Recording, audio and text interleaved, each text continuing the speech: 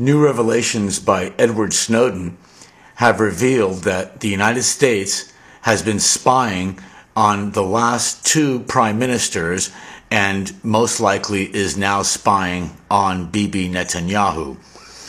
This all while they've been holding Jonathan Pollard for years and years, over 20 years now, and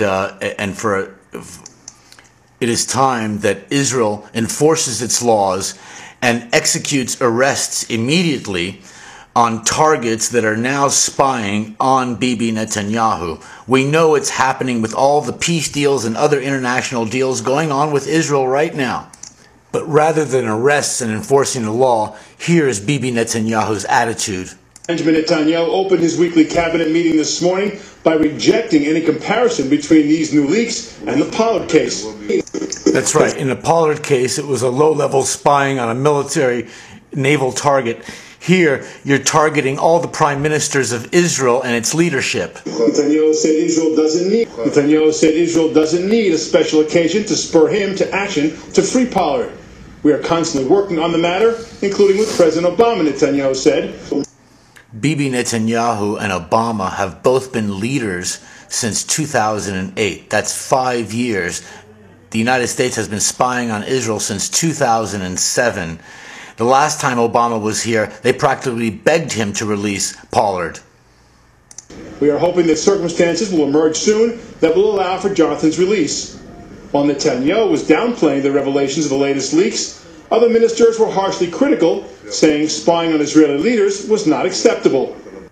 Those other leaders critical of the government. It's part of the game, part of the Freemason game. They all criticize each other, use the most vociferous words, and then when it's their turn in office, they do the exact same things while the others criticize. It's just a musical chairs.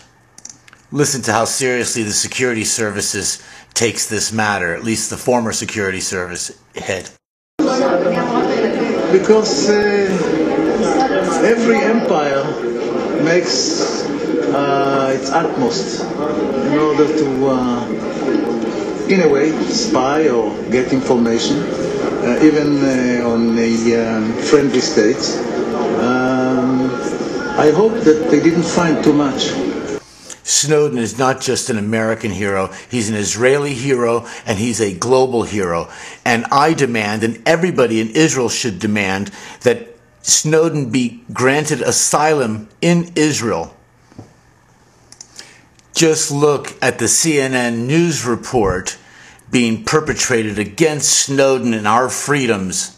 Not even in the same stratosphere of disclosures as what we're talking about with Snowden. They take them very seriously. Serious criminal charges can often follow suit. And so when you look at what the precedent is that this would set for Snowden, if he were to be given amnesty in this one context, it would invite, I think, in my mind at least, people to do similar things in the future. Now, are there going to be a lot of people that want to go to China and then Russia and risk the ire of the U.S. government? It's not going to be an everyday kind of a thing, but it does set something up that I think in the future could be problematic for other espionage prosecutions. Is anybody who comes up with documents that could be extra-constitutional or unconstitutional, do they then get to say, well, I didn't violate federal law? He's clearly violated the law, so it's a question of whether or not we decide to overlook it. But you know, he's the functional equivalent in the intelligence community of a mass murderer in terms of criminal law. And I say that because the amount of information that he has allegedly disclosed, 1.7 million documents. It could make him the greatest traitor to the United States in American history, depending upon what's there.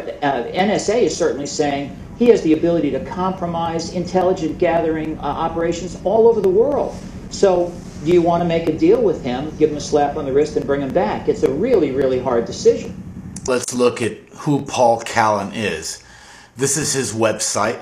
He's a lawyer, Callan, Koster, Brady, and Brennan. If anybody is with this law office, they should immediately leave based upon his violation and his words against the United States Constitution. Here is his face, Paul Callan. Here's his telephone number, 212-248-8800. Everybody should call him and voice their freedom of speech and call him what he has called Snowden, which is a mass murderer. Okay? Under the same legal logic that he applied to Snowden, for violating the law. He is a mass murderer for denigrating the Constitution of the United States of America, which gives a reasonable semblance of privacy. His email is pcallen@ckbblaw.com. You should all send him an email. You should all call his office.